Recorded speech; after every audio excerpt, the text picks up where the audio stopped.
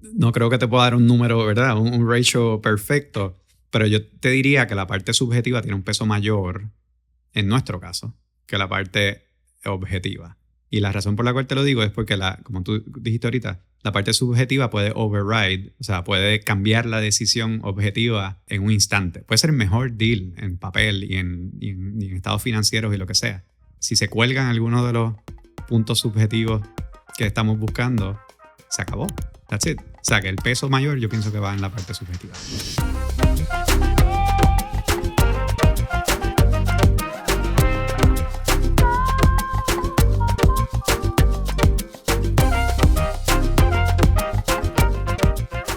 Rodolfo Sánchez Kohlberg. ¿Qué está pasando, hermano? Bienvenidos a Mentores en Línea. Todo súper, gracias por tenerme. Oye, un placer.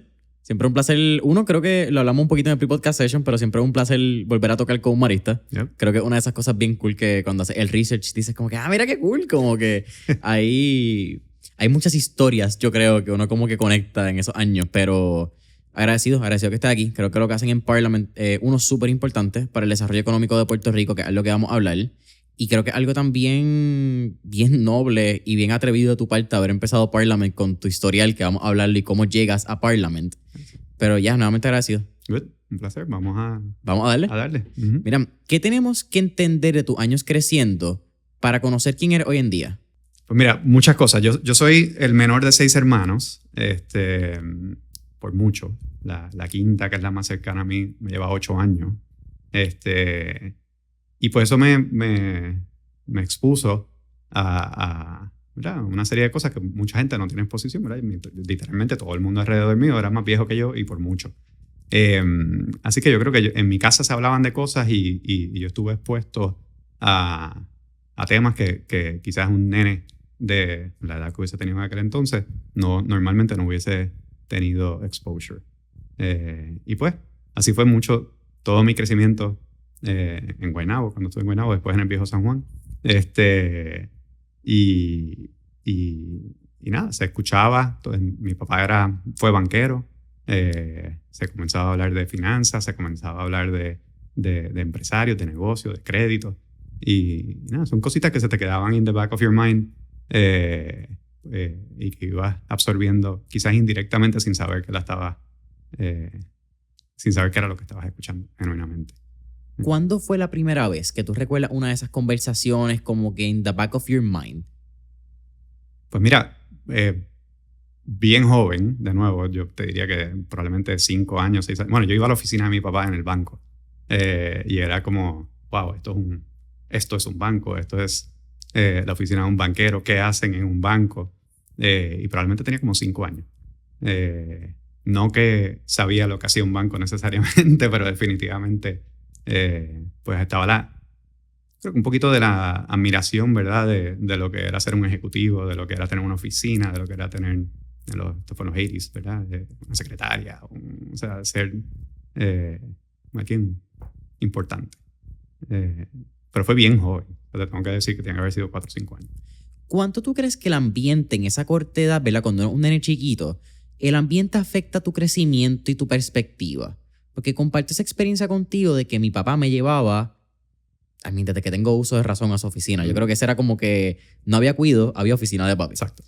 Y cuando yo empiezo a conectar los puntos y mirar atrás, como decía Steve Jobs, de you can only connect the dots by looking backwards, yo identifico que muchas cosas de quien yo soy hoy pueden ser, porque no tengo una certeza, pero pueden ser a causa de esos momentos. ¿Tú sientes que en tu caso es igual? Sí, definitivamente. Yo pienso que y no solamente pasa en la parte personal, ¿verdad? En la crianza de uno, sino también eventualmente en el trabajo. La experiencia, directa o indirecta, es lo que te da el knowledge y te crea curiosidad y te abre oportunidades. Y yo creo que todo viene de esas experiencias vividas o sentidas que uno tiene. Y mientras más... yo creo que cuando uno es pequeño, como no tienes tantos bias, ¿verdad? No tienes tantas barreras como tenemos de adultos, pues la información fluye un poquito mejor. Y se queda quizás subconsciente por mucho tiempo, como tú dijiste. A lo mejor no sabemos por cuánto nos impactó, pero definitivamente entró la información, ¿verdad? Y la tienes ahí, puedes hacer referencia a ella en un futuro. Y yo pienso que el impacto es brutal. ¿Cuánto? No sé, pero para mí fue significativo. Eres el menor de 6 hermanos. Hablamos también en pre-podcast session, yo soy el mayor de dos. Ujú. Pero, ¿qué realidades de ser hermano menor los mayores no entendemos? Como que ¿cuál es ese impacto de tu ser el hermano menor o el impacto que tiene tú ser el hermano menor cuando tienes hermanos mayores? Porque creo que no es como que uno no logra entenderlo. Pues para mí fue bien interesante porque como hermano chiquito, el chiquito de la casa, por un lado, todo el mundo te recuerda que tú eres el chiquito, ¿verdad? Y eso no necesariamente está cool. A mí eso es bien interesante porque tú eres el chiquito, pero no tan chiquito. Exacto, sí, pero en edad bien chiquito. Y que si el Benjamín, el último que nació, que un milagro, que qué bueno que nació, no te esperábamos, fuiste un ups. Tú sabes, todas estas cosas, el refuerzo de lo chiquito que eres, pues no está tan, no es lo mejor del mundo. O sea que desde ese lado, si tienen hermanos más pequeños allá afuera, por favor no le digan todos los días que son hermanos chiquitos. Pero por el otro lado, tienes role models, ¿verdad? Tienes esta gente que son, en mi caso, suficientemente mayores que yo, o sea, sustancialmente mayores que yo, a los cuales yo quiero impresionar. Y a mí eso me daba un drive donde yo en mi casa, mucho era por travesuras, pero también yo le quería demostrar a mis hermanos mayores y a mis papás que yo no era tan chiquito. Y eso estuvo bien curioso. De ahí salieron 25 historias que podemos hablar más adelante, pero ese feeling de superación y de querer demostrarles que no, soy chiquito en edad, pero no soy tan chiquito nada. Es algo que en mi caso fue bien marcado. Tú te vas a estudiar en Mayagüez, ingeniería eléctrica, me estabas comentando. Pero tú no querías ser ingeniero de chiquito. De chiquito escuché que tú querías ser biólogo marino. Sí. Wow, ¿y dónde sacaste eso? Pero, bueno, quizás bombero en algún momento como todos los nenes chiquitos y policía, pero después de eso quería ser biólogo marino. Me fascina la ciencia en general. Me fascina todo lo que es el agua, los deportes acuáticos. Surfing, scuba diving. Surfing, scuba, sailing, o sea, todo. Pero no lo vi como una avenida profesional. Y en algún momento, bueno, y en high school me metí mucho en temas de física, cálculo y la parte matemática. Y me di cuenta que era bastante bueno en eso. Así que parte de la movida de ciencias vivas, ¿verdad? De biología o lo que fuese, que pudiese haber sido mi pasión, se convirtió en algo más práctico, ¿verdad? Soy bien bueno en matemáticas, soy bien bueno en la parte de física y me gustaba. Así que dije, bueno, voy a tratar ingeniería. Mi papá en aquel entonces, para que veas cómo son las cosas, mi papá en aquel entonces ya no era banquero y trabajaba en una compañía de construcción manejándole la finanza. Y pues yo veía lo que era un proyecto, veía lo que eran planos, veía estas cosas y dije, bueno, yo pudiese ser un buen ingeniero. Así que me voy a Mayagüez a estudiar ingeniería y pues no me gradué de ingeniería después de 4 años. Ni me gradué de Mayagüez ni me gradué de ingeniería. Así que ahí pasaron un montón de cosas en ese proceso de aprendizaje y de convertirte en adulto que pues me enseñaron que mi calling en la vida, mi llamado en la vida no era ser ingeniero. Todavía me encanta lo que era ingeniería eléctrica con concentración en computadora. Mis primeros trabajos fueron bien técnicos y pude leverage o apalancar ese conocimiento técnico que tenía de computadora, pero genuinamente no es a lo que le quería dedicar el resto de mi vida. Y el lado técnico que estaba conociendo, lo que era obvio era que le faltaba el lado humano, ¿verdad? Y yo soy una persona súper social, soy una persona que me encanta ser mentor, me encanta ser gerente, me encanta ayudar a la gente de distintas maneras. Y eso como que no, en universidad se hizo claro que no cuajaba con una carrera puramente técnica. Entiendo que eso también entra cuando tú te mudas de Mayagüez a San Juan. Tu familia abre una tienda en los puertos al frente de los cruceros en Viejo San Juan. Y ahí es donde tú empiezas a toquetear con esto de servicio al cliente, resolver problemas a persona, el P2P, ¿verdad? El person-to-person experience de tu negocio. ¿Cómo fue esas primeras experiencias y cómo fue al fin y al cabo ese despertar que tú dices, no, sabes que yo me voy a estudiar negocio, la ingeniería no es para mí? Tratando de también tocar ese momento de adultez donde, qué sé yo, tus sueños de infancia se unen con la realidad de la vida y entonces como que creo que un momento bastante turbulento que mucha gente experimenta. O sea, me gustaría saber cómo fue tu proceso para que quizás gente pueda decir como que, wow, espérate, yo estoy viendo eso. Pues mi proceso fue probablemente bien similar al de muchos, que es que obviamente yo empecé a trabajar porque tenía que hacer dinero, ¿verdad? O sea, me quería pagar mis cosas, me quería ir a comer sin tener que pedirle chavos a mis papás, o sea, quería tener un poquito de independencia. Y el trabajo inicial era no muy emocionante, ¿verdad? O sea, era el tipo que limpiaba la tienda y el que era cajero part-time. Hacía los turnos peores, o sea, era el hijo del dueño, así que en mi caso, en mi familia, el hijo del dueño es el que más tiene que fajarse, ¿verdad? No es lo opuesto. Así que según fui progresando en la tienda, empecé a tomar responsabilidades de recursos humanos, empecé a tener responsabilidades, ¿verdad?, de la compra y la venta de inventario, empecé a tener relaciones con los distribuidores, empecé a tener relaciones con lo que es el mundo de negocio más amplio. Y me gustó, Y mientras seguía cogiendo conocimiento adicional, me veía más cerca de lo de, bueno, pues puedo ser... En algún momento me hice gerente de la tienda, del negocio. Tenía como 3 o 4 empleados a mi cargo. Y eso fue un wake-up call verdaderamente oye, lo hago bien, me gusta. Le podía dedicar, o sea, llegaba a las 8 de la mañana, me iba a las 10 de la noche, que era cuando cerrábamos, cuadrando cajas, y era satisfactorio. Y ahí fue que tomé la decisión, era como en tercer año, mediados de tercer año de universidad, en la Politécnica, y dije, me quiero cambiar a business, pero no quiero perder todos los créditos que tengo de ingeniería ni de computadora, etc. Así que terminé haciendo me gradué de business y información, o sea, y tecnología de información, IT. Y nada, y ahí comencé un track completamente distinto del que había pensado que tenía 4 años antes. Porque una vez terminas universidad, tú entras bastante rápido a la banca. Sí. Yo empecé a buscar trabajo luego del verano del 2001.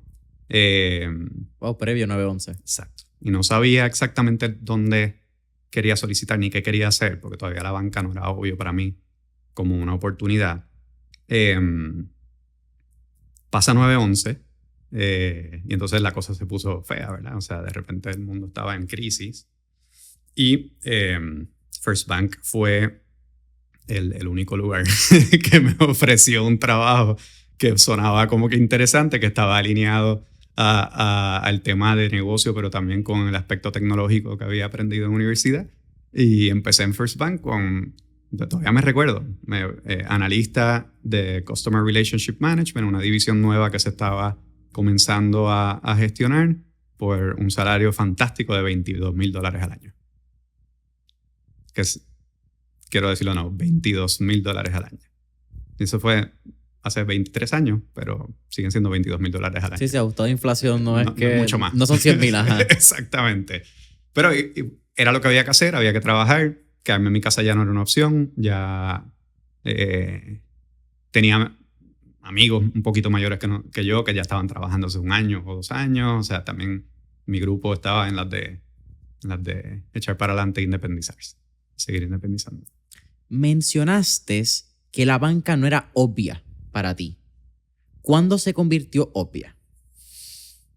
La banca se convirtió obvia, te diría como, bueno, cuando entré a este grupo que se llamaba Customer Relationship Management, que básicamente lo que hacía era analizar todas las bases de datos y toda la información de la banca para entender a qué clientes le podíamos ofrecer otros productos adicionales a los que ya tenían. Era un cross-selling, básicamente. Era un análisis de mercadeo y de cross-selling sobre fulano tiene una cuenta de cheque, ¿cómo le vendo una tarjeta de crédito? Ese era básicamente el trabajo de mis primeros 2 años en la banca.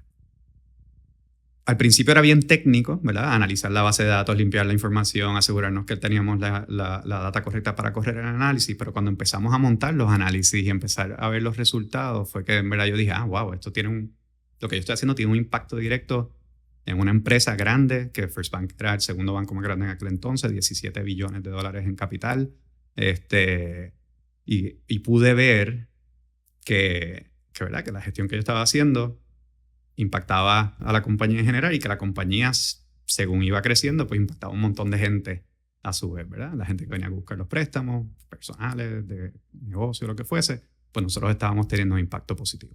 Y ahí fue la primera vez que hizo clic el tema de la banca. En mi segundo año y medio de la banca me muevo para el área de manejo de riesgo. Y ahí fue lo que he hecho por los últimos 20 años, que es manejar créditos, manejar riesgo. Y como todo, yo estaba en el banco, pero entré a crédito sin saber nada de crédito. Y le dediqué los próximos 2 o 3 años de ese trabajo a aprender lo más posible de lo que era crédito a nivel de un banco. Y nada, después ahí vinieron unas cosas adicionales interesantes y unas oportunidades que decidí perseguir, que me sacaron de la banca, pero me mantuvieron en el mundo de crédito, que es lo que he hecho hasta ahora. Tú dices que te sacaron de la banca, pero hay que también hablar. Tú entras creo que en 2001. Tú tenías 21, 22 años. Estabas recién graduado, eras un nene. Vamos a dejarlo así de claro. Tú te vas en el 2006, tienes 28 años, pero tú tenías todavía un rol... nene. Exacto, todavía era un nene. Pero tenías un rol ejecutivo dentro del banco. Sí. Tú habías crecido bastante rápido dentro de la estructura bancaria y tú te vas de un sueldo bastante chévere. Era mejor que $22,000. Claro, muchas cosas son mejor que $22,000 cuando empiezan. ¿Cómo fue ese brinco, Rodolfo? Porque una cosa es tú estar en un banco, que surge una oportunidad, pues dale, por $22,000 yo me tiro y nado y averiguo a ver hasta dónde llego. Pero no es lo mismo cuando eres vicepresidente de una de las unidades, ya estás empezando a formalizar familia y de momento tú dices, ¿sabes qué? No, yo me voy a ir a esta oportunidad que está surgiendo también en un tiempo y espacio, ¿verdad? Yo creo que algo bien importante de esta conversación es que tú entendías ese tiempo y espacio y tú aprovechaste, tú dijiste, este es el momento de yo irme, aquí es donde lo vamos a hacer. Yeah. ¿Cómo fue ese brinco? Pues mira, la oportunidad, te hablo de la oportunidad ahora, pero en la parte del mindset, ¿verdad? La carrera mía en el banco había sido muy buena. O sea, tenía exposición a todos los decision makers. Ya estaba haciendo cosas a nivel del banco completo, con el lado comercial, bregando con el presidente. O sea, estaba en un punto bien, bien interesante. Y genuinamente podía haber tenido una carrera como banquero sin ningún problema y me hubiese ido muy bien. Eso es lo que yo pienso hoy día. Pero en aquel entonces, y esto suena horrible, quizás a veces cuando lo digo, pero en aquel entonces decía, yo quiero ser el mejor banquero y quiero ser el presidente del banco. Y yo en mi mente, ¿verdad? Y el path para convertirme en el presidente del banco o de cualquier banco, para mí era largo, poco probable, porque había otra gente en esas posiciones que no se vayan a salir de esas posiciones. Habían pocos bancos, ahora hay muchos menos, pero... Así que el path era medio rocoso. Así que cuando surge la oportunidad, digo, aquí hay una oportunidad de hacer algo por mi cuenta, de generar capital, de tener equity en un negocio que me va a pagar bien, porque me garantizaron un año de salario, by the way, mi socio en aquel entonces en el nuevo negocio. Que no eran $22,000. Que no era $22,000, gracias a Dios. Pero era un año de salario garantizado. Si el proyecto no salía bien, me quedaba en la calle. Y eso era un riesgo que yo estaba dispuesto a tomar porque me ponía un path de crecimiento hacia ser jefe, hacia ser gerente, hacia ser ejecutivo, hacia ser lo que yo había visto a mi papá ser cuando era chiquito y a algo que yo siempre vi como algo que quería hacer con mi vida. Y así fue. O sea, que fue una mezcla de una introspección de, bueno, me va bien, pero ¿qué hay aquí adelante para mí? Versus, llegó esta oportunidad, suena interesante, voy a tener mi independencia, yo entro como Chief Operating Officer y presidente de este startup. Éramos 4 gatos en un cuarto muy chiquito. Pero era exciting, era algo nuevo, era bien alineado a crédito lo que yo estaba haciendo en aquel entonces. Y tomé el leap. Esto fue para hacer Operating Partners Company. Esto fue 2006. 2006, creo que durante el 2015 ustedes venden y ustedes eran... Aquí me va a ayudar un poco porque la terminología es como que bastante bancaria y ustedes lo entienden, pero ustedes compraban líneas de crédito de negocios que estaban en negativo, básicamente, sí, que no estaban operando. Comprábamos portfolios de préstamos a los bancos, principalmente créditos que estaban en default, ¿verdad? Créditos malos, préstamos malos, como le decimos allá afuera.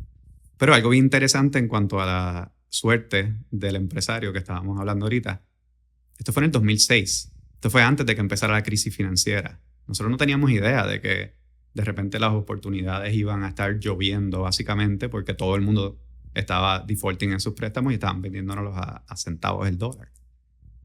Pero lo que sí estaba claro en aquel entonces es que los bancos, una vez tiraban los préstamos a pérdida, no tenían nada que hacer con ellos. Se lo daban a una agencia de cobro, le sacaban algunos chavitos y después lo dejaban ahí y se creaban estos préstamos muertos que nadie les volvió a llamar a ver si necesitaban algo, a ver cómo los podían volver a poner a pagar. O sea, simplemente era un inventario de préstamos que el banco olvidó.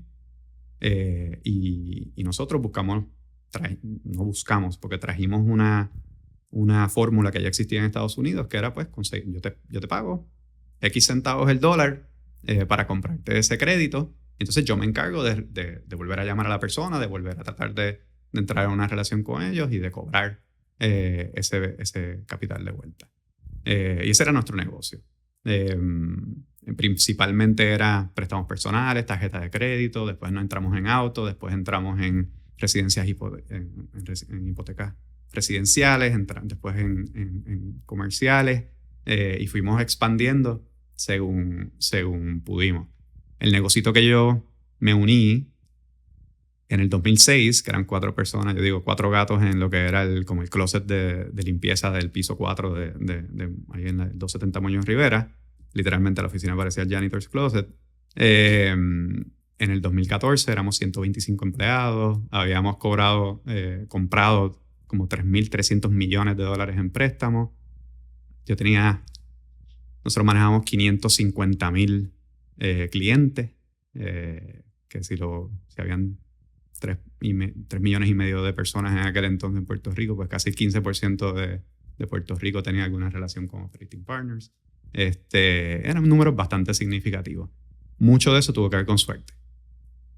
Mucho de eso tuvo que ver con trabajo, obviamente, como todas las empresas, pero si en el 2006 yo no hubiese tomado la decisión de dar el brinco, para el 2008, 2009, cuando quizás se hubiese visto obvio que había una oportunidad de comprar estos tipos de créditos, ya la oportunidad se hubiese pasado. El leap of faith se hizo cuando resultó oportuno. Hablamos un poco de este negocio, Rudy, porque desde lo más básico de afuera, tú me acabas de mencionar pues, que ustedes compraban préstamos default, que ya estaban préstamos malos, para utilizar esa frase, pero ustedes se encargaban de volver a cobrarlo. Ustedes lo compraban, pero ustedes también tienen un proceso constante de, qué sé yo, decirte un cobrador, que quizás es lo que la gente conoce por ahí en la calle. ¿Cuál es el próximo paso que ustedes dan dentro de este negocio para empezar a convertirse de cierta manera aliados? Te hago la pregunta porque tú tienes una palabra que ustedes lo usan dentro de Parliament. Ay, se me olvidó. Dame un segundito porque no se me va a olvidar, la tengo apuntada. Partnership Oriented Approach. Sabía que ibas por ahí. ¿Viste? Estudié. Sí. Porque, una cosa es que tú compras el loan. Perfecto. Pero de comprar el loan a llamar a la persona, a crear una relación, a que esta persona, hipoteca, carro, casa, negocio, mejore su situación económica. Hay un proceso. Te conviertes casi en un managing partner, te conviertes en un aliado, te conviertes, en el mejor amigo de esta persona si al fin y al cabo lo sacas de un default loan. ¿Cómo fue eso? Pues hubo una transición natural, ¿verdad? Porque uno va aprendiendo en la marcha. Al principio, cuando comprábamos préstamos personales y tarjetas de crédito, genuinamente la motivación era, pues pagué 2 centavos por esto, pues quiero recuperar por lo menos 10 centavos y hacer dinero, ¿verdad? Ese era así empezó todo, la matemática. Ese era el case study o la razón del negocio era bastante sencilla. Nos dimos cuenta que también le podíamos ofrecer algo a los clientes a cambio y en ese caso era mejorarles el crédito, ¿verdad? Podíamos, al tú llegar a un acuerdo, un plan de pago con nosotros o saldarnos a nosotros nos encargábamos de reportarle al Credit Bureau y de reportarle a TransUnion y a Equifax y a todas estas compañías que son los que calculan el famoso FICO Score, de que ya tú habías saldado esta deuda que fallaste en el pasado, pero que te pusiste al día y eso te mejora marginalmente ese FICO Score. Pero cuando se puso bien obvio fue cuando empezamos a comprar hipotecas residenciales. Pues aquí ya no estás bregando ni estás hablando de fulano cogió $2,000 para irse a Disney o $20,000 para ir a Disney y tiró el préstamo a pérdida porque no lo pudo pagar. Aquí estás hablando de la casa de la gente. Entonces ahí nuestro enfoque cambió bastante. Nuestro enfoque fue, ok, sí, hice un buen deal, compré este préstamo de una casa por un descuento, pero mi salida ideal, o sea, mi mejor outcome en ese punto es que esta persona me salde, me refinancie, me pague y se quede con la casa, ¿verdad? El tema de yo ejecutar una casa y venderla en subasta y a quemazón no era muy emocionante. Así que cuando empezamos a entrar en el mundo residencial, cambiamos el scope y empezamos genuinamente a ver cómo podíamos mantener a estas familias en sus casas. Y de los, no me recuerdo, en algún momento tuvimos como 6,000 propiedades o hipotecas colateralizadas con propiedades residenciales. Más del 55% de ellas nosotros los pudimos llevar de que iban a perder la casa a salvaron su casa y se quedaron en su hogar y eventualmente sabrá Dios lo que hicieron. Vendieron la casa cuando mejoró la situación o subieron los precios o lo que fuese. Pero por lo menos nosotros no terminamos ejecutando y sacando de sus hogares a 6,000 personas en Puerto Rico. Y eso fue un turning point bien brutal. Fast forward, tú mencionaste, vendimos el negocio en el 2014, empezamos a pensar en qué queremos hacer y la primera cosa que mi socio Luis y yo hablamos fue como que, bueno, tenemos toda esta experiencia, ya él había sido inversionista conmigo en ese negocio anterior, tenemos toda esta experiencia de distress, ¿qué vamos a hacer ahora? Y lo primero que dijimos fue, pues no vamos a hacer distress, vamos a hacer algo que sea positivo para seguir building en lo que hicimos con hipotecas residenciales y hacer algo positivo para Puerto Rico. Y decidimos en el 2014-2015 que la oportunidad era financiar pequeños y medianos negocios, porque la banca no los estaba atendiendo. Y así es que comenzamos Parliament, o relanzamos Parliament, y de ahí surge el concepto de Partnership Oriented, que es, sí, nosotros te podemos prestar el dinero y eso te va a ayudar para hacer X, Y, Z dentro de tu plan de negocio, pero nosotros no estamos regulados por al igual que la banca, o sea que tú puedes venir a mí y pedirme advice. Y, oye, no solamente necesito tus chavos para hacer X, Y, Z, sino ¿qué tú piensas de X, Y, Z? Claro. Y nosotros podemos dar nuestra opinión sin entrar en ningún lío como los bancos. Los bancos están prohibidos de meterse en el negocio de sus clientes. Sí, lo que hablamos también ahorita, que se me olvidó mencionarlo, pero esto no son recomendaciones ni financieras, ni recomendaciones de taxes, ni nada que tenga que ver con tu dinero. Estos son experiencias propias y una conversación basado en lo que Rodolfo Sánchez Colbert ha aprendido. Esto no son recomendaciones de Parliament, ni Parliament está envuelto en estas opiniones. Definitivamente. Gracias. Sí, uno de esos que se me había olvidado, pero a veces la gente no entiende por qué uno los dice, pero cuando están en industrias tan reguladas es importante. Hay unos controladores por ahí que están pendientes, uno no sabe cuándo, pero aparecen. Definitivamente. Háblame. Te agradezco. No, tranquilo, se me había olvidado. Pero háblame de algo, Rodolfo, porque me estás hablando de los años en el distress, que era Operating Partners. Me parece bien interesante cuando tú te das cuenta del negocio, ¿verdad? Cuando ya están en las hipotecas, que te estás dando cuenta que pueden ayudar a las familias, pero bajo el ojo público tú sigues siendo el malo, porque tú eres el que cobra deuda, tú eres el que te está persiguiendo, el que está llamando, el que me quiere cobrar.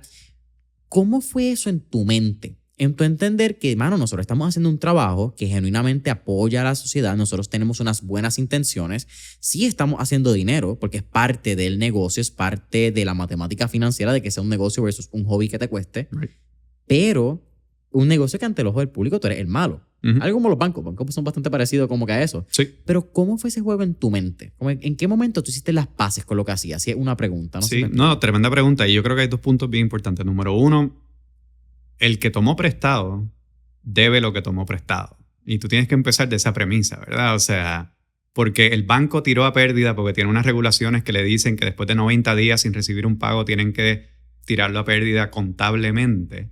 Eso no despinta que tú, como borrower, ¿verdad? Como counterparty al banco, firmaste una promesa de que tú ibas a recibir X dólares y ibas a devolver X más tanto en intereses. Esa fue tu promesa. So, la contabilidad, la regulación, no tiene que ver nada con lo que era nuestro, lo que es ese convenio, ¿verdad? Ese acuerdo entre el que le prestó el dinero y el que recibió el dinero. Es tu responsabilidad contractual. Eso es responsabilidad contractual. Y eso era bien importante. Y el día que yo me convencí de que, ¿verdad? O sea, la gente iba a tener opiniones sobre cómo nosotros realizábamos nuestro negocio, pero genuinamente nosotros lo único que estábamos haciendo es enforcing una obligación contractual, pues se me hacía un poquito más fácil. Pero esa es la parte técnica, ¿verdad? De nuevo. Y te dije ahorita que yo soy una persona bastante humana y bien social, y la parte del impacto en las comunidades y en la sociedad que nosotros estamos, pues para mí es bien importante. Así que el segundo punto es que empezamos a levantar data para demostrarle a toda la gente que dice que nosotros éramos malos y que nosotros éramos unos hostigadores y que llamábamos y que imagínate, me quieren cobrar el préstamo que yo dejé de pagar hace 5 años, whatever, sí, pero lo debe. Eso no te lo despinta nadie. Es más, te dieron un break por 5 años, ahora es el momento de volver a pagar. Pues nosotros empezamos a levantar esta información que te dije de cómo mejoramos los FICO scores de la gente que llegó a acuerdos con nosotros, de cómo la gente pudo mantener su casa cuando estaban a punto de perderla en una subasta pública, y empezamos a educar hacia atrás la gente, precisamente los que nos decían, ustedes son los malos, pues nosotros les decíamos, no, nosotros tenemos un negocio X, y mira, este es el impacto que nosotros tenemos sobre la gente que son nuestros clientes. Nosotros no le decíamos, le decíamos deudores y clientes, teníamos una conversación interna de cómo los llamábamos, pero en mi mente siempre fueron mis clientes. Yo simplemente compré su obligación a un precio que casualmente me permitía negociar con él mejor. La mayoría de la gente no nos pagaba el 100%, nos pagaban sus préstamos a descuento. O sea que ellos tenían un beneficio adicional, además del mejoramiento en su FICO score o mantener su casa, sino que era que a fin de cuentas cogieron 10,000 prestados y pagaron 5. Win-win, ¿verdad? Pero todas esas cosas hubo que educar a la gente, nadie lo hacía. Nosotros éramos el 95% del mercado en Puerto Rico de compra de préstamos y de portfolios malos, éramos nosotros. O sea que todo el enfoque, si alguno, estaba en nosotros. Una vez venden, ¿surgieron nuevos key players en el mercado o la misma empresa como que se mantuvo corriéndolo? Pues para pena nuestra, la compañía que nos adquirió no fue muy buena siguiendo el negocio. Y básicamente lo que hicieron fue manejar la compañía según iba reduciéndose hasta que se fueron. Era una compañía de California. Y eso le abrió el espacio a gente nueva de afuera y gente que trabajaron conmigo en el negocio anterior, que decidieron emprender y decidieron lanzar la versión 2 de Operating Partners. Y están allá afuera. Y nada, nosotros ya no estamos en ese mundo, y me alegro que ellos hayan llenado ese hueco y les ha ido relativamente bien. Así que siempre que se hace un vacío, va a entrar alguien a llenar ese vacío. Eso es ley de vida. Ahorita me mencionaste, Rodolfo, que poca gente tiene el privilegio de ser founder y a veces double founder, que es tu caso. Pero no hablamos mucho de este periodo de tu primero, porque creo que hablamos mucho de Parliament, no se habla tanto de Operating Partners cuando hablamos de Rodolfo Sánchez Kohlberg. Pero, ¿cómo es ese proceso de tú crear una compañía con 4 gatos, como estaban mencionando? La crecen hacia una compañía que movía miles de millones de dólares. La vendes, llegas al exit, que es quizá uno de estos sombreros de graduación cuando tú eres un empresario, tiraste tu birrete, pero viste su negocio morir. ¿Cómo es eso en la mente de Rodolfo Sánchez Kohlberg? Obviamente hay una toma de decisiones que tú haces las paces, but easier said than done. Yeah. A mí me tocó, nosotros vendimos en mayo del 2014. Y yo me quedé como CEO de la compañía hasta diciembre del 2014. Y a mí me tocó despedir de los 125 que te dije, yo probablemente tuve que despedir 80. Eso fue uno de los momentos más difíciles de mi vida profesional, porque tenía la dicotomía, ¿verdad? Por un lado había capitalizado, había generado ¿verdad? Que una ganancia y wealth significativo para mí y para mi familia. Pero a la misma vez habían 120 personas que muchas de ellas yo sabía que iban a tener que irse para otro lado a hacer otras cosas. Si conseguían trabajo, pues great for them, pero habían otros que no iban a poder necesariamente manejar esa transición tan fácil. Y eso me pesaba bastante. Y te diría que fue una de las decisiones que más pesó cuando estábamos considerando vender la compañía, era quién era el comprador y si el comprador iba a querer seguir llevando nuestra organización al próximo nivel. Esa era nuestra intención, era vender, a chocar unos chavitos del lado de acá, pero que el que viniera pudiese seguir con nuestros planes, que eran bien abarcadores. Nosotros queríamos comenzar a prestar hipotecas residenciales, queríamos prestar automóviles, queríamos empezar a irnos al lado de positivo, de crédito, ¿verdad? No solamente a cobrar. Y le vendimos todas estas historias y sí, después de que nos compraron, sí. Y a los 3 meses dijeron, sí, pero esto no cae dentro de nuestro plan. Y a los 6 meses básicamente nos dijeron, mira, en verdad lo que vamos a hacer es ir liquidando el portfolio y cerrando la compañía y reduciendo la compañía según sea necesario. Pues fue bien duro.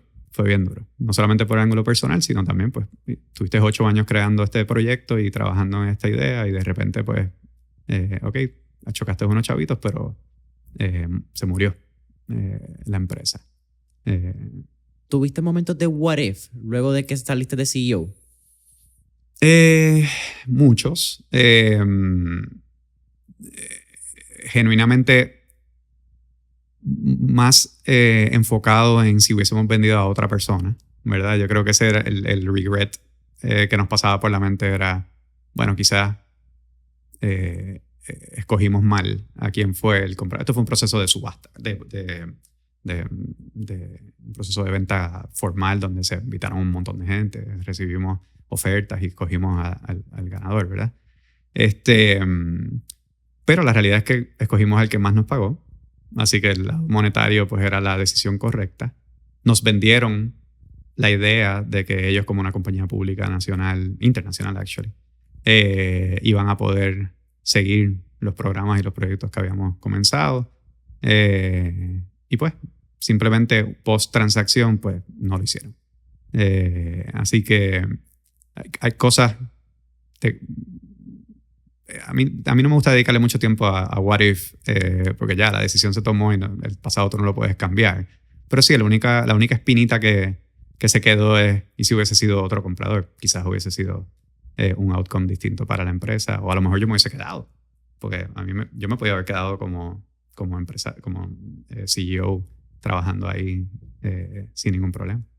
¿Qué recomendación le daría a una persona que está en esa etapa del negocio, donde quizás está empezando a mirar la venta, para que no tenga que pasar quizás por esos what if que Rodolfo pasó por 1 o 2 años después de que vendió y vio lo que pasó con su compañía? Bueno, tienes que estar bien claro de cuál es el outcome que tú quieres, porque no todo es dinero. El dinero es muy importante en la vida y cuando hablemos de inversiones, etcétera, y tú que me has escuchado antes, sabes que el dinero, o sea, mi negocio es manejar dinero, es crecer dinero, es creación de wealth, ¿verdad? Eso es lo que yo hago. Y me apasiona. Pero hay cosas al margen que son igual de importantes a veces, ¿verdad? Y simplemente la decisión que se toma tienes que estar claro de por qué la tomaste y haber hecho un análisis profundo. Yo tuve la oportunidad de tener un mentor durante ese proceso, que es una persona que aprecio muchísimo, que sin pedir nada a cambio me dedicó horas y horas y horas de su vida para ayudarme a tomar las decisiones. Y empezamos por algo tan sencillo como los pros y cons, ¿verdad? ¿Cuáles son los pros y cuáles son los cons de hacer esta transacción? Pues, ¿vamos a vender? Sí, ok, ya resolvimos ese problema. ¿Cuáles son los pros y cons de venderle a esta gente? Tomamos la decisión, problema resuelto. Tienes que empezar a sacar problemas de la mesa, ¿verdad? Después venía el análisis de ¿me quedo o me voy? Porque de nuevo, me podía haber quedado como CEO de la compañía, me iban a pagar algo decente, no $22,000, pero iba a ser parte de una organización internacional. Disculpen a la gente de First Bank que algún día escuché esto, de verdad fue los mejores $22,000 que me pueden haber ofrecido ever. Pero había muchas alternativas. De nuevo, pros y cons. Tomamos una decisión y no mirar mucho para atrás.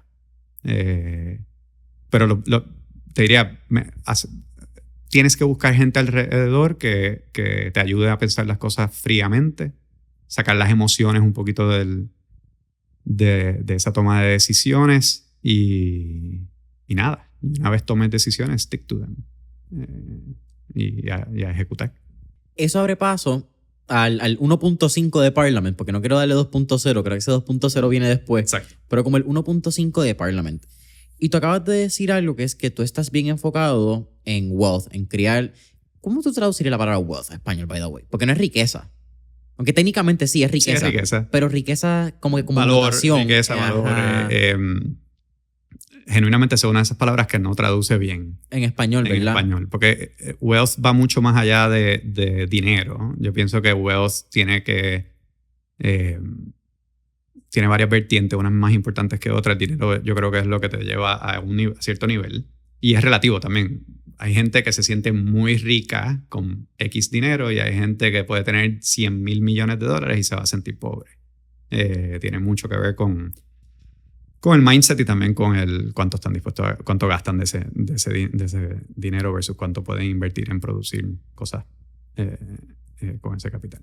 So, para mí, wealth, riqueza, es obviamente suficiente dinero para no tener que preocuparte necesariamente del dinero moviéndote hacia adelante. Y que puedas poner ese dinero y ese tiempo y ese conocimiento que tú has generado durante tu carrera probablemente hasta que lograste generar esa riqueza, poder ponerlo a producir más para ti. Ese es no es ni una definición, ese es el ambiente ideal de lo que debería ser wealth para mí. Wealth te libera tiempo para hacer cosas que te gustan, te libera tiempo para hacer cosas pro bono o en beneficio de la sociedad, te libera tiempo para estar con la familia, te balancea. Y pues ese número de cuánto es el número que alguien necesita para sentirse en balance y cómodo y tranquilo, pues es la parte que varía mucho y no todo el mundo se ha sentado en internalizar cuánto sería eso para ellos. Esa es la parte subjetiva de la palabra. Yep.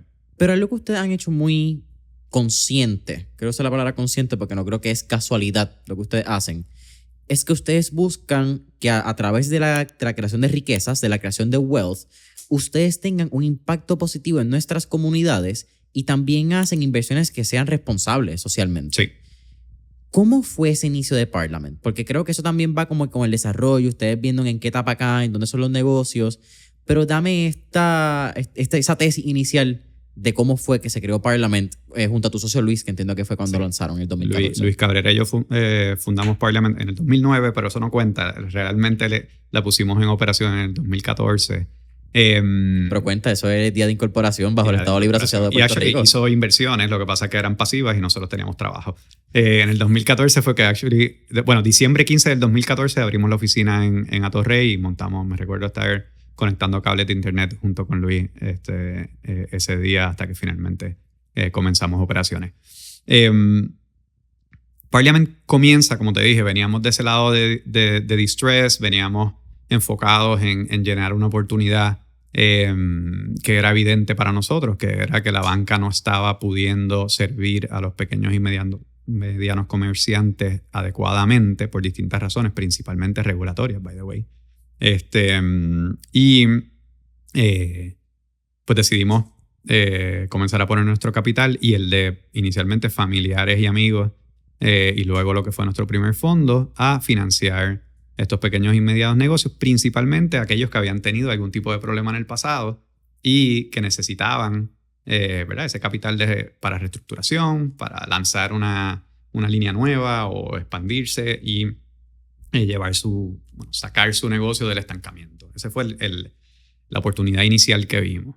Pero ya para eso fue en 2015, que todavía quedaban muchos lastres de la crisis financiera y la crisis bancaria de Puerto Rico, ¿verdad? Pero ya para el 2016, 2017, hasta que vino María, vimos una oportunidad en empezar a enfocarnos más en oportunidades de crecimiento, donde la mayoría de los préstamos que hacíamos no era para reestructurar a nadie ni para salvarle el negocio a nadie, era para verdaderamente crear empleo, crear oportunidades, crecer el balance sheet, crecer el P&L y que la gente, estas compañías lograran llegar a su próximo nivel. Así estuvimos muchos años. Vino María, después vino COVID, ¿verdad? Tuvimos varios issues en entremedio que nos enfocaron en manejar nuestra cartera y manejar y darle soporte a nuestro cliente actual. Y vimos que el negocio seguía cambiando y que las oportunidades seguían variando. Y yo te diría que ahora casi el 70% de las oportunidades que nosotros hacemos es financiar a compra y venta de compañías. Cuando fulano quiere comprar un negocio y identifica al negocio que quiere adquirir, ya sea porque está en ese mismo negocio y quiere empezar a consolidar la industria o porque simplemente le dio la gana de que quería entrar en un negocio nuevo, pues nosotros le proveemos ese capital inicial para que ellos puedan hacer la adquisición y eventualmente esperamos que ellos pongan la casa en orden, saquen sus estados financieros y se vayan con la banca tradicional, porque la banca tradicional sigue teniendo un rol de capital más a largo plazo, más económico y más paciente. Nosotros funcionamos en unos periodos un poquito más cortos. El préstamo promedio nuestro es de 3 años aproximadamente versus los 7-10 años de la banca. Así que nada, yo creo que fue una progresión natural según veíamos la economía local, y nosotros no solamente prestamos en Puerto Rico, pero inicialmente era mayormente Puerto Rico. Creo que como 65-70% de los deals. 70%, sí. Tenemos que invertir al menos el 60% en Puerto Rico. En el primer fondo era como 85-90% Puerto Rico, 10% el mercado de Estados Unidos, que voy a hablar un poquito de eso ahora. Según veíamos la economía local progresar o cambiar, pues veíamos que la oportunidad se iba ajustando un poco y así. Eso fue lo que nos fue llevando a cambiar nuestro enfoque. Ha sido poco a poco, no ha sido de cantazo, no fue algo que nos sentamos un día y dijimos, de ahora en adelante no vamos a hacer más nada que no sea esto, sino simplemente porcentualmente ciertas cosas empezaron a ganar más exposición y otras se fueron reduciendo. Es un rebalanceo de la cartera, como quien dice.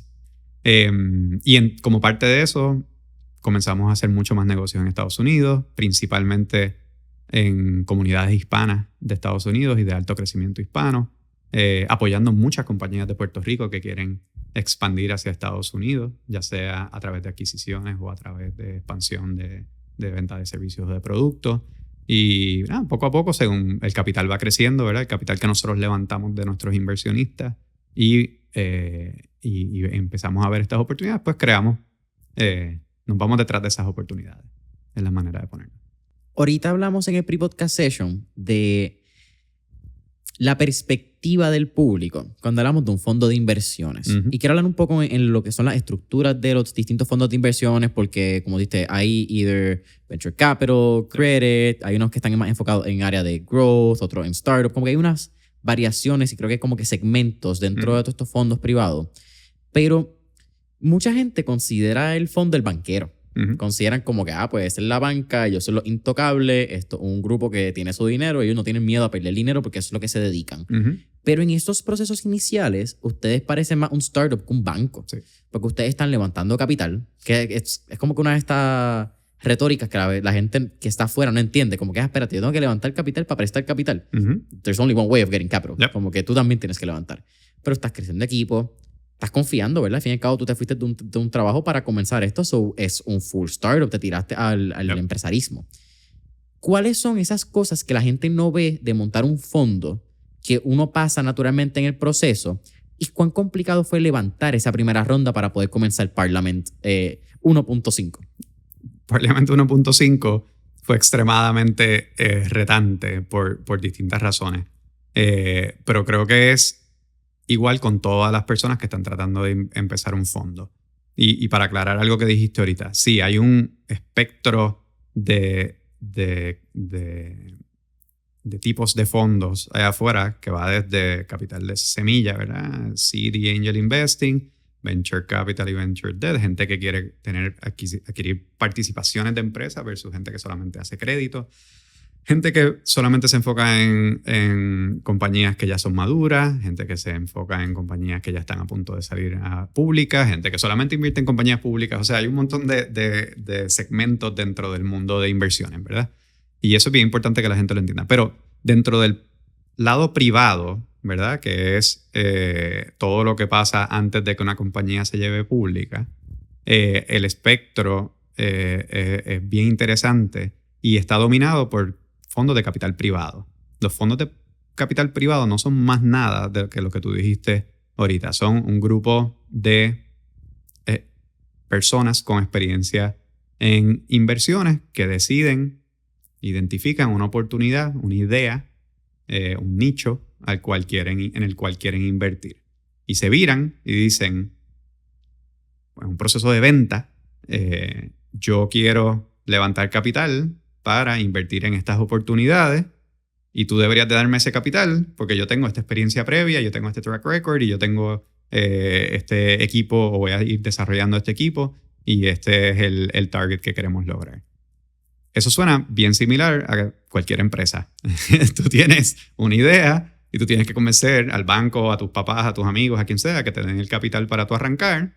Tienes que trabajarlo y poco a poco lo vas a ir creciendo. Y vas a ir creciendo en equipo, vas a ir creciendo en tu oficina, vas a ir sofisticando los sistemas, vas a empezar haciendo un montón de cosas orgánicamente de ahí en adelante. Cuando te dije que era bien challenging por un lado, nosotros en Puerto Rico no habían administradores de capital privado en el 2014. Nosotros fuimos el primer fondo de capital privado bajo una ley que se lanzó en el 2014, que es la ley 185. Que ahora entra bajo el código de la ley 60. Que ahora está bajo Act 60. Y nosotros decirle, mira, nosotros hemos sido... Sí, yo tenía mi compañía de Distressed Debt, Luis había estado en UBS y después había estado con Apollo en Evertech y antes de eso habíamos estado en la banca y, o sea, estos somos nosotros, pero de hoy en adelante nosotros vamos a hacer esto. Convencer a la gente de que no estábamos locos, número uno, era el primer reto, ¿verdad? Número dos, que la gente se interesara por invertir en esto junto con nosotros es el segundo punto. Y como todo negocio, la primera venta es la más difícil. O sea, muchos te decían, yo no te voy a dar dinero hasta cuando ya yo vea en qué tú has invertido. Y yo le digo, bueno, pues que no puedo invertir en nada porque no tengo tu capital, ¿verdad? Como el huevo o la gallina. Huevo o la gallina, definitivamente. Esos primeros meses, y gracias a Dios lo logramos hacer relativamente rápido dentro de todo, esos primeros meses fueron bien tormentosos porque nosotros queríamos levantar 50 millones, me recuerdo, fue el primer fondo y lo queríamos levantar relativamente rápido. Terminamos levantando 54, excedimos la expectativa, pero nos tardó 2 años en levantar 54 millones de dólares. Nosotros pensábamos que íbamos a levantar 50 millones de pesos como en 6 meses. O sea que tomó muchísimo más tiempo de lo que pensábamos. Pero podíamos, según íbamos levantando capital, empezábamos a hacer inversiones y empezábamos a demostrarle a la gente con data. Mira, invertimos en este negocio, nos fue súper bien, hicimos este rendimiento. Pero háblame de ese momento, Rodolfo, porque me estás diciendo que se tardaron 2 años en vez de 6 meses. O sea, estamos hablando que ustedes querían hacer el total que hicieron en el 25% de lo que tomó. Uh-huh. Pero ustedes no llegaron o no esperaron a llegar al 100% para ustedes comenzar a invertir y enseñarle a sus posibles consumidores o clientes, en el caso de ustedes, es que ustedes tienen 2 clientes, es como algo interesante, sí. Pero enseñarle al cliente capital, al que presta el dinero, esto es lo que nosotros hacemos como negocio y mira el track record que estamos creando. Eso fue parte esencial, ¿tú crees, del éxito que ha tenido Parlament? No haber esperado al 100% para poder lanzarse. Sí, definitivamente. Y no solamente eso, sino que al principio nosotros pusimos todo nuestro capital a funcionar antes de empezar a llamarle capital a los inversionistas. Que típicamente lo que se hace es que tú llegas a un número, whatever, 50 millones de dólares, y entonces empiezas a llamar el capital a todo el mundo según lo vas necesitando. Y tú, como administrador, se espera que tú tengas algo de capital metido al lado de tus inversionistas, socios, clientes. Nosotros no hicimos eso. Nosotros empezamos a ver estas oportunidades y había que aprovecharlas. Y era la única manera de crear ese track record. Así que al principio hubo unas transacciones donde el 90% del capital lo pusimos nosotros los socios y entonces el fondo puso lo que pudo. Y eventualmente se fue balanceando la cosa hasta que nosotros, en nuestro primer fondo, nosotros fuimos el inversionista más grande individual porque creemos la oportunidad que estábamos mirando y que estamos mirando es espectacular.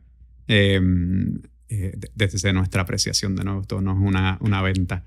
Y así fue lo que hicimos. O sea, nosotros había un 100% de convicción de que lo que nosotros estábamos haciendo, nadie más lo estaba haciendo, que era algo necesario para el ecosistema empresarial local y para el desarrollo económico de Puerto Rico, y que it was just a matter of time, ¿verdad?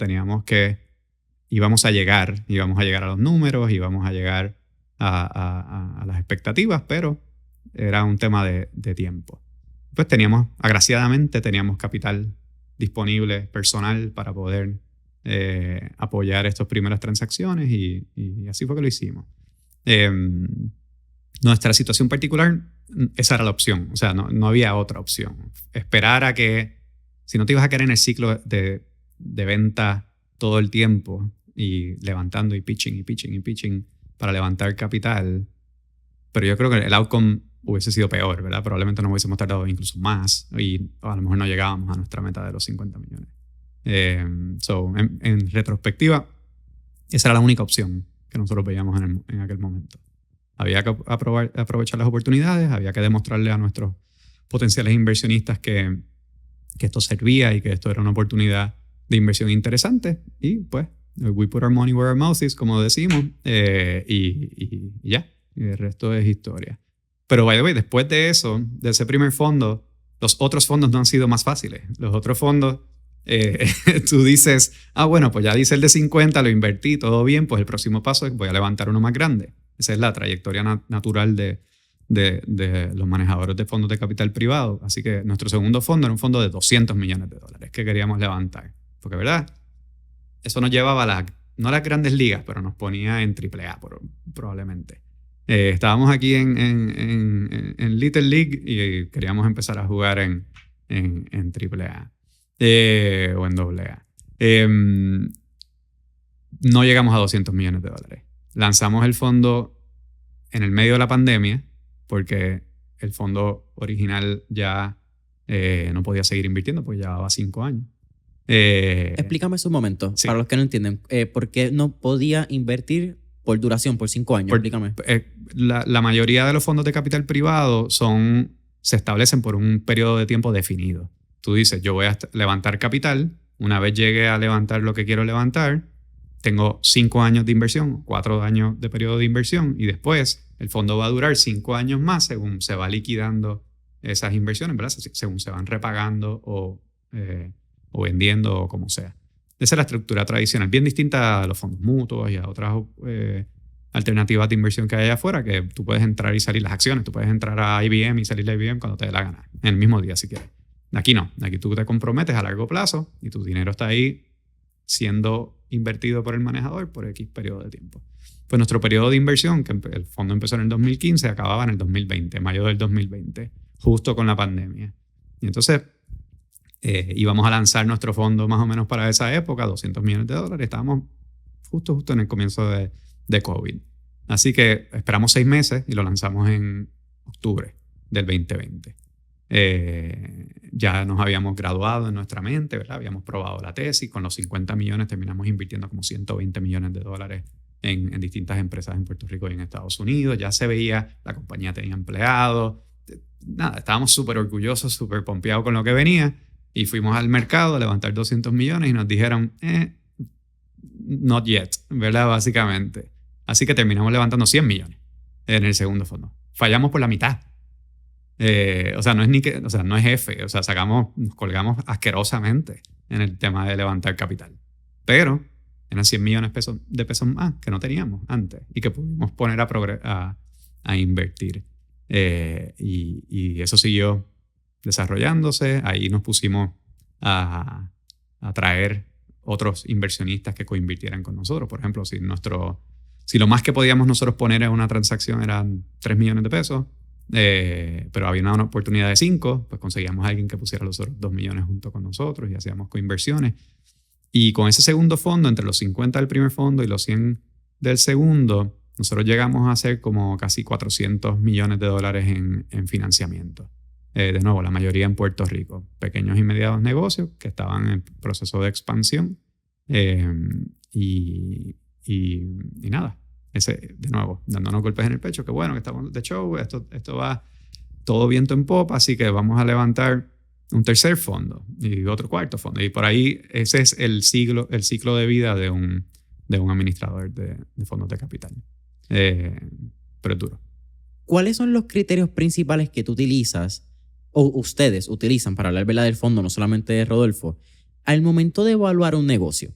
Porque yo siento que depende de la etapa de donde esté el negocio y, ¿verdad?, y aquí como hablamos, depende si vas a hacer semilla, te vas a enfocar en startup, te enfocas en pequeños y medianos negocios que están a punto de lanzar al mercado público o inversión pública. Hay distintos renglones donde tú puedes poner tu dinero. Dijiste que otro era también growth, pero también estaba debt, como que depende si tú alogas para capital o si alogas para deuda. Pero ¿cuáles son esos denominadores o esos criterios básicos que ustedes utilizan cuando ambas partes, cuando alguien se acerca para que ustedes inviertan o cuando ustedes evalúan un perfil sin la persona hacerle acercamiento? Pues tremenda pregunta. Nosotros, como nos enfocamos en deuda principalmente, en financiamiento, y nos enfocamos como nos enfocamos en deuda, queremos que las compañías ya tengan un net income, un EBITDA positivo, ¿verdad? Que ya sean compañías que estén probadas y que no tienen que tener 10 años de existencia, pero por lo menos tienen que ya tener ventas, tienen que tener una operación que haya sido probada, ¿verdad? Porque nosotros necesitamos que nos paguen los intereses del préstamo. Tan sencillo como eso. Así que nosotros nos enfocamos mucho. Primero hacemos un pre-screening de la parte financiera, que es obvio, ¿verdad? Cuánto ingresos genera esta compañía versus cuánto necesitan para pagarnos a nosotros la deuda, pues funciona o no funciona.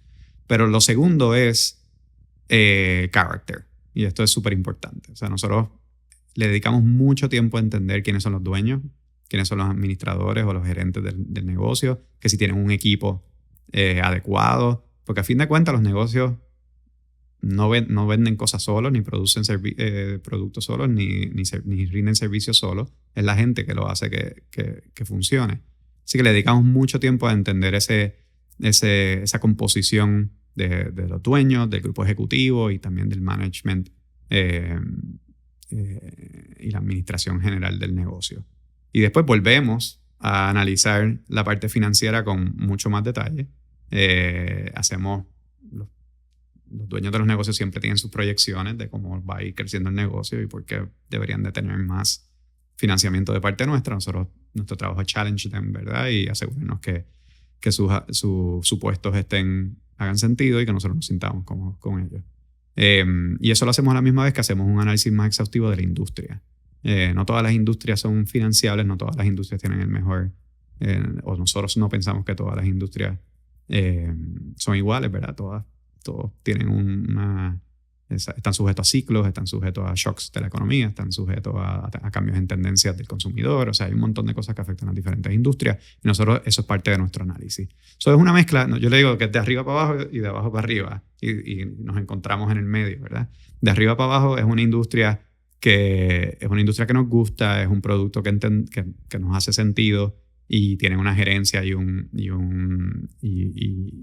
equipo que nos sentimos cómodos en darle no solamente el dinero del fondo, porque el fondo no existe, el fondo es un vehículo, ¿verdad? Una estructura legal. Es el dinero mío y de mis socios, claro, de mis clientes.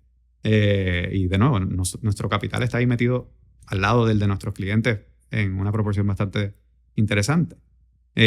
Pues esa conversación, esa decisión tiene que ser bien tomada. Entonces, de abajo para arriba es todo financiero, ¿verdad? Es la parte del análisis de los libros, de las proyecciones, incluso a veces de los procesos, de las protecciones legales que tengan. Ya es un tema de due diligence, ¿verdad? Mucho más legal y financiero. Pero yo creo que empieza más de arriba para abajo que de abajo para arriba. Si consideras que los de arriba para abajo son como que esos fundamentales. Sí. Y ahí hay decisiones que son obvias, ¿verdad? Si tú te encuentras con algo en la historia del fundador que no te gustó o te enteraste que quedó mal con alguien en el pasado y que cometió fraude en algunos otros casos, eso es no. Aunque te encante la industria, aunque las finanzas se vean brutales, aunque pienses que vas a dar el megapalo con esta transacción, Si el character no está ahí, no van a hacer negocio con nosotros. Punto. Entonces, pues de arriba para abajo vas tomando esas decisiones más macro, ¿verdad? Más generales. Y de abajo para arriba, pues tiene que funcionar. Coño, Rudy, háblame de esto. Me parece bien interesante la pregunta porque me surge mientras hablo contigo y estás hablando de eso, que es que... y quizás tú tengas una opinión fuera de cómo yo veo tu industria. Mucha gente quizás entra al lado de inversiones, Wall Street, ¿verdad? Todo lo que tenga que ver con finanzas, con números. Data driven. This is numbers. Si los números no cuadran, it doesn't work. Pero tú me acabas de dar algo que es el lado subjetivo. Que tú vayas de acuerdo con el perfil de la persona, que sea un buen match, que la persona hayan unos elementos que tú estés de acuerdo con ellos. Y si ves algo que quizás no va con tu estilo, con tu persona, con los valores de la empresa, es una X automáticamente. ¿Cómo funciona eso? Quizás es una toma, ¿verdad? Hablando bien particular de Parliament, porque puede variar dependiendo de cada fondo, cada inversionista, depende cuáles son los valores morales, etcétera, de cada individuo. Pero en una balanza del 100%, ¿cuánto tú le adjudicas a esta toma de decisión, ¿verdad? De cosas que son subjetivas y cosas que son objetivas, que son blanco y negro versus cuánto gris hay en este proceso de invertir? No creo que te pueda dar un número, ¿verdad? Un ratio perfecto. Pero yo te diría que la parte subjetiva tiene un peso mayor, en nuestro caso, que la parte objetiva. Y la razón por la cual te lo digo es porque, como tú dijiste ahorita, la parte subjetiva puede override, o sea, puede cambiar la decisión objetiva en un instante. Puede ser el mejor deal en papel y en estados financieros y lo que sea. Si se cuelgan algunos de los puntos subjetivos que estamos buscando, se acabó. That's it. O sea, que el peso mayor yo pienso que va en la parte subjetiva. Algo bien importante que cuando hiciste el preámbulo a la pregunta, nosotros operamos en un mercado que no hay mucha información, ¿verdad? Cuando tú vas a financiar a Juanito Bakery en la esquina, Juanito Bakery no tiene información pública en Bloomberg, ni te puedes meter en un portal y sacar toda la información, etc. No, o sea, tú te tienes que meter, literalmente estás apostando en gran parte al empresario, ¿verdad? Sí, los números tienen que cuadrar, pero el empresario es quien generó el negocio, la oportunidad, la compró, la está vendiendo, lo que sea que esté pasando, tienes que sentirte bien cómodo con ese character. Obviamente no hay espacio en nuestra compañía, no hay espacio para temas de lapsos morales, ni de lapsos legales, ni nada por el estilo. Nosotros somos bien estrictos con eso. Hay otras compañías que quizás no son tan estrictas. Pero de nuevo, volviendo a la pregunta, la parte subjetiva para mí siempre es como un override a la parte objetiva. La parte objetiva tiene que funcionar porque eso es el manejo de riesgo. Esa es la parte cuantitativa, la parte donde nosotros decimos, bueno, yo le voy a dar este dinero a esta persona, le voy a cobrar tanto interés porque ese es el balance de riesgo-rendimiento que nosotros necesitamos para esta oportunidad. Fantástico. Pero si es mala persona, no se puede hacer negocio, por más bueno que se vea en papel. Pero de nuevo, es bien importante tener esa parte de al estar operando en el mercado privado y estar operando en el mercado pequeño, de pequeños y medianos negocios, la información que hay allá afuera es limitada. Así que nosotros tenemos que poder internamente como equipo analizar y levantar esta información y llegar a nuestras propias conclusiones en cada uno de los financiamientos que nosotros hacemos. Eso se requiere un research bastante exhaustivo. Eso requiere un montón de reuniones con la gerencia, con el potencial cliente, con los clientes del cliente. O sea, hay mucho trabajo para dar un prestamito en Parliament al menos. No te voy a mentir, siento que ese pedazo, los últimos 5 minutos de la conversación fueron como que el switch completo diferente, porque quizás por mi edad y viendo un poco el mundo de finanzas desde afuera, tú lo ves bien blanco y negro. Entonces, tú ves inversiones, la gente a veces habla de stock market, pero no te hablan de fundamentales. La gente ya hoy en día no habla tanto de estos fundamentales, quién es la gerencia, los equipos, quién lo creó, track record, ¿no? La gente ve contratos, barras, está subiendo, está bajando, puedo hacer líneas de tendencia y esa es mi inversión porque estoy shorteando o estoy jugando un juego a corto plazo de la semana. Hago un swing trade. Y que tú me hables de research, de subjetividad, de sentarme a tomarme un café con todo el equipo para yo entender qué pasa y cómo se explican estos números, porque estos números no tienen una manera de explicarte porque no hay alguien que está haciendo un reporte, un análisis. Es par de mind-boggling, como que es par de interesante. Quizás tratando un punto que acabas de hablar, es tu equipo. también. Y hablamos un poco en el pre-podcast session de que ustedes corren bien tight, bien lean, bien Navy SEAL. Ustedes corren con un equipo que son los mejores haciendo lo que hacen. Y al ser los mejores haciendo lo que hacen, su eficacia es mayor. Eso fue una palabra, eficacia y eficiencia no son lo mismo. ¿Cómo funciona eso? ¿Cómo es el proceso de tú conseguir a los mejores haciendo lo que hacen para contratarlos en Puerto Rico, que es un issue naturalmente que tenemos por nuestra relación única con Estados Unidos, que escuché esa palabra el otro día, relación única, me parece espectacular porque no hay que entrar mucho en detalle, pero nuestra relación única con Estados Unidos, y entonces tú hablas mucho de risk-reward. ¿Cuál es el risk-reward de tener a los mejores haciendo lo que hacen en tu compañía? Mencionaste el grupo pequeño, no somos tan pequeños ya, somos 20 personas aproximadamente, que para nuestra industria es un número normal. Pero por mucho tiempo no éramos 20, ¿verdad? El crecimiento ha venido ahora más adelante según seguimos creciendo activos sobre manejo y según los nuevos proyectos van creciendo. El tema de la calidad del empleado y de la productividad o la eficacia del empleado para nosotros siempre ha sido core, ¿verdad? Porque nosotros estamos como socios, como dueños del negocio, nosotros estamos bien metidos y nuestro capital está bien metido en la empresa. Así que la calidad del análisis, la calidad del research que se tiene que hacer, pues tiene que ser algo que nos haga sentir a nosotros bien cómodos de que las cosas se están haciendo bien. Así que típicamente nosotros hemos tratado de conseguir gente de backgrounds diversos, porque no todo el mundo viene de banca, ni todo el mundo viene de crédito. Nosotros tratamos de mantener un grupo bastante ecléctico en ese sentido, pero que sean gente con una alta capacidad intelectual. O sea, eso es lo más importante. Tú puedes tener todos los degrees del mundo, fine, pero lo importante es si tú puedes hacer el trabajo que nosotros necesitamos que tú hagas de la mejor manera y siendo bien eficiente con el tiempo y los recursos. Eso suena medio obvio, ¿verdad? Que eso es lo que buscaría todo el mundo, pero para nosotros en Puerto Rico se amplifica el reto de lograr eso con que pues, no hay tanto talento que esté dispuesto a tomar el reto o el riesgo de unirse a una compañía como Parliament hace 5 o 6 años, ¿verdad? Hoy día quizás es más fácil, ¿verdad? Y Parliament suena un poquito mejor y pues ya tenemos una masa crítica y hay muchas historias de éxito que han salido de nuestra empresa.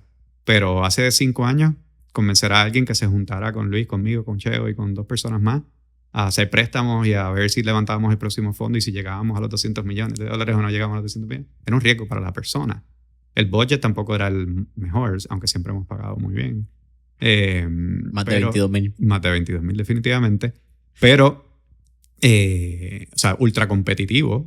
Siempre hemos tenido que ser ultra competitivos con la compensación, pero también ultra rigurosos en la evaluación de nuestros empleados y asegurándonos que ellos reciben feedback y que hay un proceso de mejoramiento continuo para todo el mundo. O sea, nadie que entra a Parliament se va a quedar haciendo lo que hace hoy. Todo el mundo que entra a Parliament y que sea bueno e inteligente y que pueda producir va a tener oportunidades de crecimiento según la empresa va creciendo. Y esa es nuestra meta.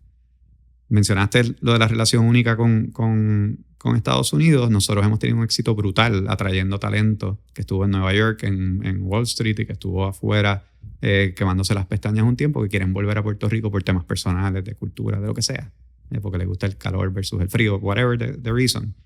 Nosotros hemos podido aterrizar a esa gente y mantenerlos en nuestra plantilla. Gente que estuvo en Goldman Sachs, gente que estuvo en Bank of America, que estuvo en HSBC, o sea, gente que han tenido experiencias que yo no tuve y que ahora vienen de vuelta a casa y las podemos poner a producir dentro de Parliament. So, en resumen, la parte intelectual más importante que muchas otras cosas, que estén dispuestos a tomar el riesgo, ¿verdad? De la incertidumbre. Seguimos siendo una compañía pequeña y eso lleva a un poco de incertidumbre y nada, que estén dispuestos a trabajar mucho con la esperanza de que pues, vamos a seguir creciendo y que van a seguir habiendo oportunidades y que van a seguir que van a ser parte de una historia bien chula.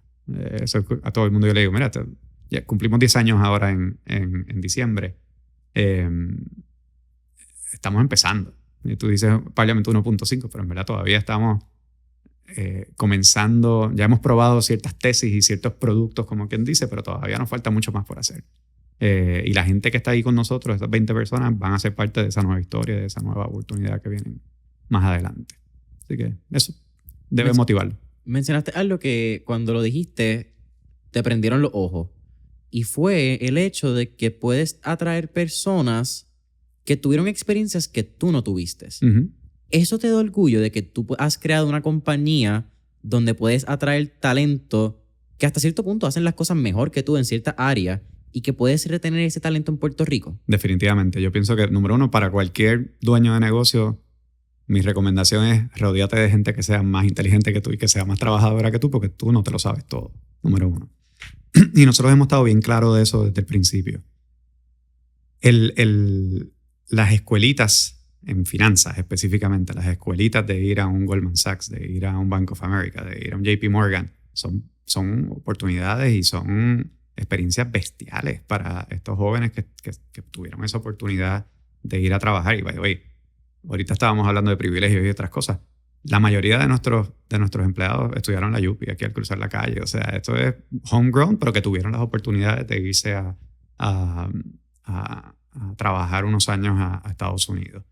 So, tener esa gente de vuelta es un added bonus porque han vivido a la vanguardia de lo que es la tecnología de inversiones y de finanzas, ¿verdad? Están viendo como que el cutting edge de lo que es nuestra industria. Están dispuestos a trabajar un montón y obviamente allá probablemente se trabaja un poco más duro que en Puerto Rico. Pero más interesante que todo eso, ellos, al no ser igual que uno, traen perspectivas distintas a toda la conversación. Y porque para ser 20 personas que pensamos iguales y que hacemos lo mismo y que tenemos los mismos criterios, no necesitamos 20 personas, ¿verdad? La idea, lo nítido de Parliament es que cuando tenemos un comité de inversiones, que típicamente habemos como la mitad de la compañía en el comité de inversiones, porque lo abrimos a casi todo el mundo, nos gusta escuchar las perspectivas distintas y nos gusta escuchar las opiniones, y eso entra a la toma de decisiones de si aprobamos o no aprobamos un caso. Y eso está nítido.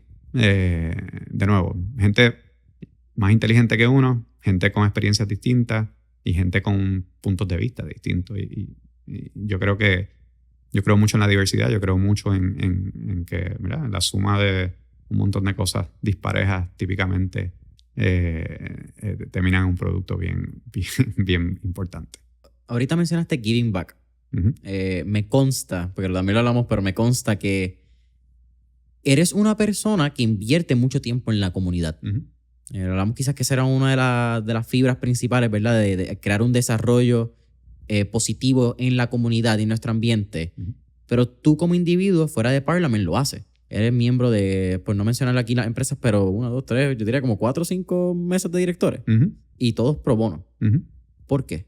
Bueno, porque dentro de mi definición de lo que, y lo hablamos ahorita un poquito, dentro de mi definición de lo que era riqueza para mí y lo que es balance para mí como un individuo y como un profesional y como un padre de familia y como un esposo y como un hijo y como todo esto, el dar, una vez llegué a este punto, ¿verdad?, donde me sentía que había llegado a, vamos a decir, primera base, porque todavía hay otra base por recorrer, pero que era el momento para empezar a dar para atrás y ser agradecido, ¿verdad? Bueno, genuinamente soy bendecido, ¿no? De distintas maneras, y estoy en una posición privilegiada y he acumulado una serie de experiencias que para otra gente pueden ser de uso. Así que yo me meto en estas organizaciones de distintas maneras, algunas por temas personales puros. Yo estoy en el Instituto Psicopedagógico, que es una organización que lleva 75 años apoyando a personas con discapacidad intelectual, y estoy ahí porque mi hermana es una residente. Yo tengo una hermana que tiene discapacidad intelectual y que vive en el instituto desde que yo nací. Y tú sabes qué, pues qué mejor manera de apoyar a mi familia, de apoyar a mi hermana, que dedicándole mi tiempo como voluntario al instituto. Fui presidente de la Junta por 12 años, llevo todavía en la Junta, llevo como 15 años. Y sabes qué, y sigo, porque es algo que para mí es sumamente importante. Pero también estoy envuelto en temas de empresarismo, estoy envuelto en temas de educación en la Universidad del Sagrado Corazón ahora, estoy envuelto en otros proyectos que me ayudan a give back, principalmente con mis experiencias y mi conocimiento, no es más nada. O sea, sí, hay que levantar chavos, hay que hacer fundraising, hay que ir a jugar golf, hay que hacer como todas las organizaciones sin fines de lucro, pero la realidad es que es poder sentarme en una junta de directores y aportar con mis experiencias y mi conocimiento y mis contactos y hacer que esa organización eche para adelante y tenga un impacto multiplicador en la sociedad. Esa es la motivación. Me parece interesante porque esta mañana, todos los miércoles, sale nuestro newsletter que se llama Miércoles de Mentores. Y yo comienzo el newsletter con una cita. Estuve viendo Wimbledon, así que estuve como un poco metido en el tenis este fin de semana. Y Andre Agassi tiene una cita que dice: "You don't cheat anybody out of their experience, whatever there is." Exacto. Y me parece bien en línea con lo que acabas de decir, que es que yo estoy para apoyar desde mis experiencias. Y no importa que sea tu experiencia buena, mala, con afuera, adentro, nadie te la quita. Y las lecciones de tus experiencias es lo que podemos replicar para adelante para tratar que otras personas no pasen por esas experiencias, buenas, positivas, whatever sea, malas. Pero igual es un montón de tiempo dedicado, Rudy. ¿Cuándo fue o por qué? Aparte, ¿verdad? Me estás diciendo que sí, va en esos core. Pero ¿cómo fue ese momento que tú dijiste, espérate, sí, yo creo que me di mi tiempo, que mucha gente habla de tiempo es dinero, así que pueden ser miles de dólares. Tú decidiste dedicarlo al país. Porque hay mucha gente que no lo haría. Sí, bueno, esto es bien personal, genuinamente. Yo no espero que todo el mundo haga lo mismo que yo hice, aunque sería buenísimo que la gente done de su tiempo y sus experiencias a las causas que puedan y que quieran. Eso definitivamente. En mi caso, tú ahorita estabas hablando de años, ¿verdad? Yo me convertí en presidente de un startup a los 27 años. Vendí mi negocio a los 35. Lancé mi segundo negocio y ahora tengo 45. Joven, todo esto son cosas que para mí, digo, dentro de mi plan de vida pasaron antes de lo que yo pensaba, ¿verdad? De a chocar esos primeros chavitos, el sacrificio que tuve que hacer para lograr muchas de estas cosas. Cuando llegué a este punto, que yo te diría que fue como a los 37, 38 años, donde ya habíamos empezado Parliament, estaba empezando a coger tracción, dije, trabajar está chévere y es muy importante y sí, bueno, seguiremos haciendo dinero y seguiremos creando empleos y todo eso, pero el impacto multiplicador que tienen estas otras organizaciones, yo no lo puedo replicar a nivel directo, ¿verdad? Es muy, muy difícil hacerlo. Así que, coño, vamos a dedicarle un poquito de tiempo. Y un poquito de tiempo resulta que te envuelves y sabes que puedes impactar a aún más gente si le dedicas un poquito más de tiempo. O si traes amigos tuyos o a contactos tuyos a que aporten su tiempo al lado tuyo en estas organizaciones. Y así fue, esa fue mi experiencia. Mi experiencia viene de estar agradecido y bendecido con lo que había logrado en mi vida y una realización de que había que pay it forward, ¿verdad? Que había que yo tengo una responsabilidad como un miembro de esta sociedad, que si a mí me fue bien, yo tengo que ayudar a que a otros le vaya bien. Pero eso es mi opinión. No todo el mundo tiene que creerse esa historia. Y nada, fue más o menos ahí, coincidió con que caímos en cinta de nuestro primer niño, o sea, fue todo, la vida, el balance se fue logrando y pues algunos dicen que le dedico demasiado tiempo a los non-for-profits, otros dicen que le dedico demasiado tiempo al trabajo, otros dicen que estoy demasiado tiempo con mi familia. No me importa, mi balance funciona y yo estoy en paz conmigo mismo y con donde estoy en este momento. Tengo la habilidad de poder tomar esa decisión. You choose your buckets. Exactamente. ¿Cuánto de tu éxito la adjudicas al trabajo duro y a la consistencia y cuánto de tu éxito se la adjudicas a la suerte? La suerte tiene mucho que ver, by the way. Hay una cifra, una cita que dice better lucky than smart, ¿verdad? No me recuerdo de dónde salió esa cita. Pero nosotros nos pasamos diciendo eso en la oficina, que la suerte tiene mucho que ver. O sea, yo, como dije al principio, ok, mi camino a ser el CEO de un banco era bien complicado y bien largo y pues decidí tomar el leap de irme por el lado empresarial y ser un entrepreneur y juntarme a este startup. Fabuloso. Pero tuvimos suerte. Fue mala suerte para mucha gente, pero tuvimos la suerte de que 2 años más tarde pasó la crisis financiera más grande del mundo y nosotros estábamos en el lado correcto de la ecuación. Si hubiese estado en la banca, probablemente me hubiese liquidado, me hubiesen votado, hubiese sido una historia bien difícil, bien distinta. Pues tuve suerte de estar at the right place at the right time. con los partners financieros correctos, con una estructura y ya un grupo que sabíamos lo que estábamos haciendo y nada, fue mucha suerte. Pero fuera de ese momento pivotal probablemente de mi vida donde te diría que fue la suerte la que principalmente creó que esa experiencia de Operating Partners fuese mucho mayor de lo que pensábamos que iba a ser.